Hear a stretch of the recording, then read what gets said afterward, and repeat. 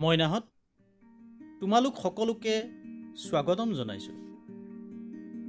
আৰু আজি আমি আলোচনা কৰিবলৈ লৈছোঁ পঞ্চম শ্ৰেণীৰ অংকুৰণৰ পক্ষী আৰু মানুহ নামৰ দ্বিতীয় পাঠটি। মইনাহঁত মই এই সাধুটো পাঠ কৰি যাম, তোমালোকে একান্ত মনেৰে শুনি যাবলৈ যত্ন কৰিবা।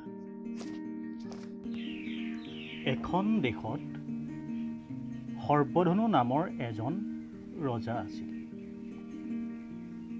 তেওঁ আছিল চিকাৰ প্ৰিয়।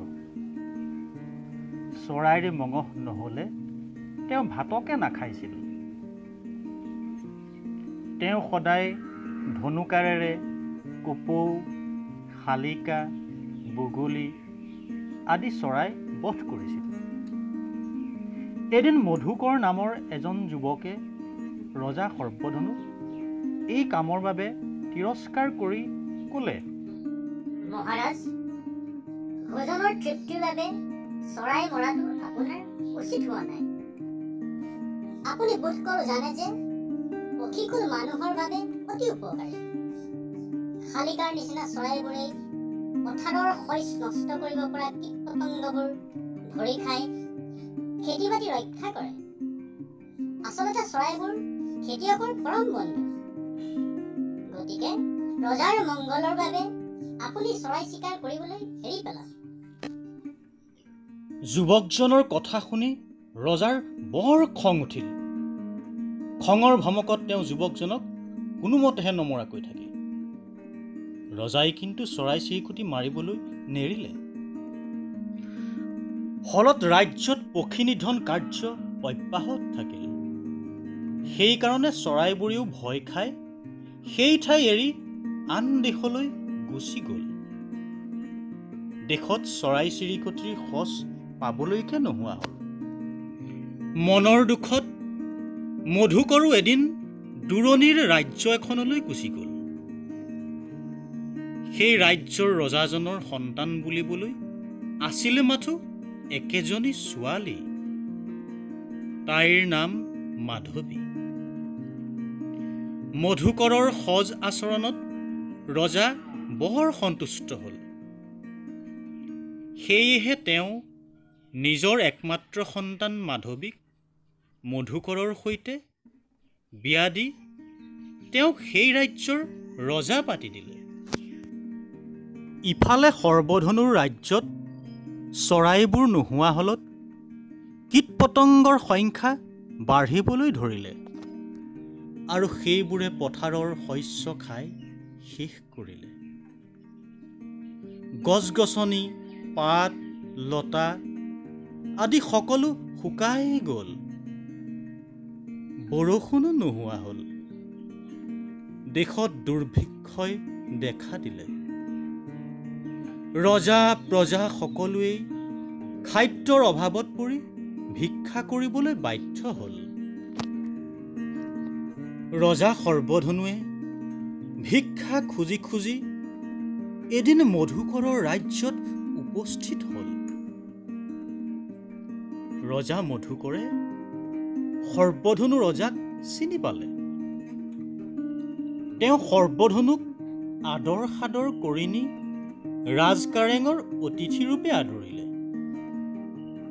তাৰ পাছত মধুকৰে সৰ্বধনুৰ আগত নিজৰ পৰিচয় ব্যক্ত কৰি ক'লে, মহাৰাজ, ময়েই মধুকৰ। ময়েই আপোনাক পক্ষী বধ কৰিবলৈ বাধা দিছিলোঁ। গপত গংগাটোপটো যেন হৈ আপুনি মোৰ কথা নুশুনিলে। সেয়েহে এতিয়া তাৰ কুফল ভোগ কৰিবলগীয়া হৈছে। ভৱিষ্যতলৈ আপুনি কেতিয়াও চৰাই বধ নকৰিব। এই বুলি তেওঁ নিজৰ ৰাজ্যৰ পৰা ৰজাক চৰাই এজাক দি ক'লে, এই চৰাইজাক আপুনি লৈ যাওক। ইহঁতক আপুনি নিজৰ সন্তানৰ দৰে লালন পালন কৰিব। এই বুলি মধুকৰে চৰাই এজাক সজাত ভৰাই সৰ্বধনু ৰজাক উপহাৰ দিলে। সৰ্বধনুৱেও মধুকৰৰ কথা মতে চৰাইজাকক নিজ ৰাজ্যলৈ নি মুকলি আকাশত মেলি দিলেগৈ। মইনাহঁত, মই পক্ষী আৰু মানুহ নামৰ সাধুটো তোমালোকৰ আগত পাঠ কৰি দিলোঁ, তোমালোকে শুনিলা নহয় জানো? মইনাহঁত, তোমালোকে সাধুটো আকৌ এবাৰ প্ৰথমৰ পৰা শুনা, আৰু এইবাৰ শুনি যাওঁতে তোমালোকে তোমালোকৰ কিতাপখনৰ পক্ষী আৰু মানুহ নামৰ পাঠটো কৈ যোৱা বা পাঠ কৰি যোৱা বাক্যটোৰ লগত মিল থকা বাক্যটো তোমালোকে চাই চাই শুনিবলৈ চেষ্টা কৰা। শুনি যাওঁতে শব্দবোৰত তোমালোকে চকু ফুৰাই যাবা আৰু উচ্চাৰণটো ভালদৰে শুনিবলৈ যত্ন কৰিবা, আৰু পিছত সেইদৰে তোমালোকে পঢ়িবৰ বাবে চেষ্টা কৰিবা। মইনাহঁত, এইবাৰ তোমালোকে এই সাধুটো নিজৰ ভাষাৰে ক'বলৈ যত্ন কৰা। তোমালোকে মুখস্থ কৰি নহয়, তোমালোকে যি বুজিছা পঢ়ি লৈ তোমালোকে সাধুটো যি বুজিছা সেইটোকে তোমালোকে তোমালোকৰ নিজৰ ভাষাৰে উপস্থাপন কৰিবলৈ শিকা। সাধুটো তোমালোকে তোমালোকৰ ভাইটি ভণ্টিৰ আগত ক'ব পাৰা, দাদা বাইদেউৰ আগত ক'ব পাৰা, মা দেউতাৰ আগত ক'ব পাৰা, আৰু যদি কোনো নাই তুমি অকলেই তোমাৰ সাধুটো ক'বৰ বাবে যত্ন কৰা। সাধুটো কাৰোবাৰ আগত কোৱাৰ পিছত আৰু তোমালোকে বাৰে বাৰে পাঠটো পঢ়াৰ পিছত ইয়াৰ প্ৰশ্নবোৰৰ উত্তৰসমূহ তোমালোকৰ বাবে তেনেই সহজ হৈ পৰিব। তোমালোকে কাকো নুসুধাকৈ তোমালোকে নিজে নিজে এই উত্তৰবোৰ কৰিবলৈ পাৰিবা, আৰু কৰাৰ পিছত কিন্তু তোমালোকৰ মা দেউতা বা ছাৰ বাইদেউক দেখুৱাবলৈ নাপাহৰিবা। মইনাহঁত, আহাচোন এইখিনিতে আমি নতুন যুক্তাক্ষৰ কেইটামান শিকি লওঁ। দন্ত ন যোগ ৱ, নয় ৱয় ন, নয় ৱয় ন। ব যোগ জ, বয় জয় জ, বয় জয় জ। গ যোগ ৱ, গয় ৱয় গ, গয় ৱয় গ। ক যোগ ৱ, কয় ৱয় ক, কয় ৱয় ক। মইনাহঁত, তোমালোকে এই যুক্তাক্ষৰ কেইটা ক'বলৈ যত্ন কৰাচোন, বাৰে বাৰে ক'বলৈ যত্ন কৰিবা, তেতিয়াহে তোমালোকে শুদ্ধকৈ উচ্চাৰণ কৰিব পাৰিবা। মইনাহঁত, স্ক্ৰীনখনলৈ চোৱাচোন। ইয়াত তোমালোকক কিছুমান শব্দ দিয়া হৈছে। শব্দবোৰ তোমালোকে ভালদৰে পৰ্যবেক্ষণ কৰা, ভালদৰে লক্ষ্য কৰা। এতিয়া আমি যিকেইটা যুক্তাক্ষৰ শিকি আহিছিলোঁ সেই যুক্তাক্ষৰ কেইটা এই শব্দকেইটাত আছে।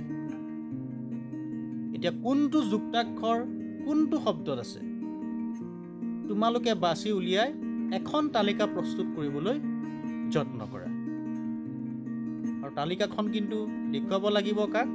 ছাৰ বাইদেউ বা মা দেউতা। মইনাহঁত, আমি এইমাত্ৰ নতুনকৈ শিকা যুক্তাক্ষৰ কেইটা থকা বাক্য কেইটামান পঢ়োচোন আহা।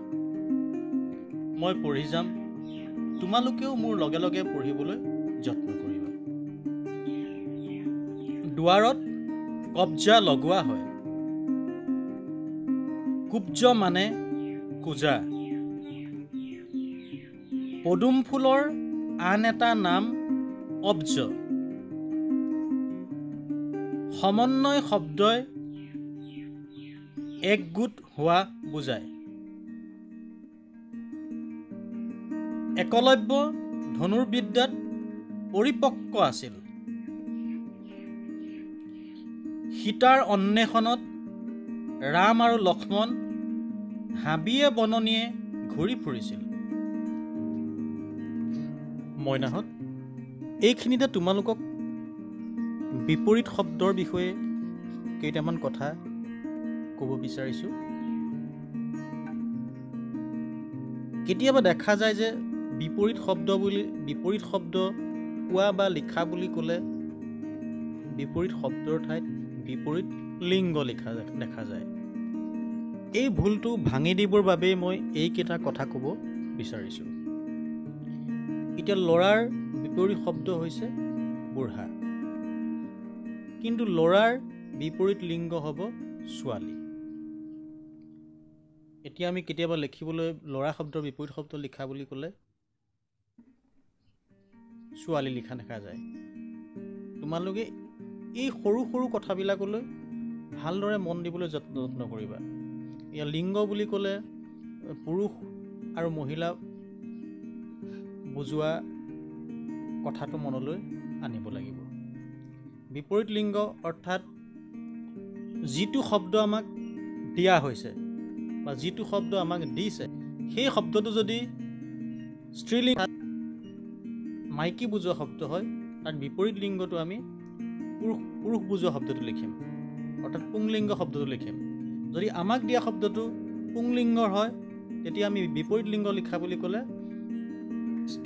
স্ত্ৰীলিংগ শব্দটো তাৰ বিপৰীতে লিখিম।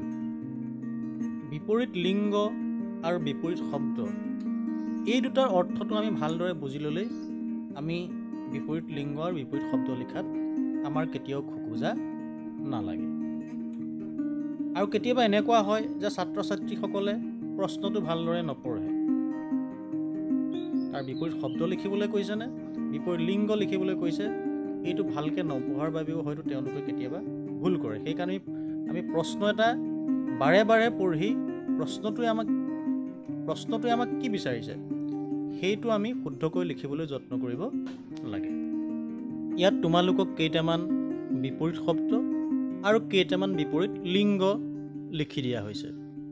তোমালোকে ভালদৰে পঢ়ি এই দুয়োটাৰ মাজত থকা পাৰ্থক্যখিনি বুজিবলৈ যত্ন কৰিবা। মইনাহঁত, এই পক্ষী আৰু মানুহ নামৰ পাঠটো বা সাধুটোৰ জৰিয়তে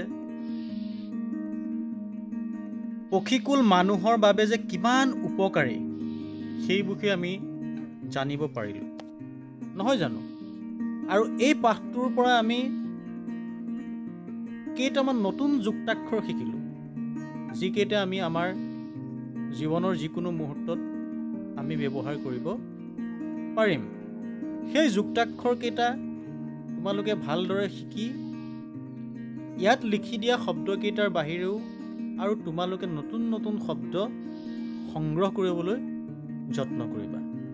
শব্দটো সংগ্ৰহ কৰাৰ লগে লগে সেই শব্দটোৰ অৰ্থটো আমি বুজি ল'বলৈ যত্ন কৰিব লাগে।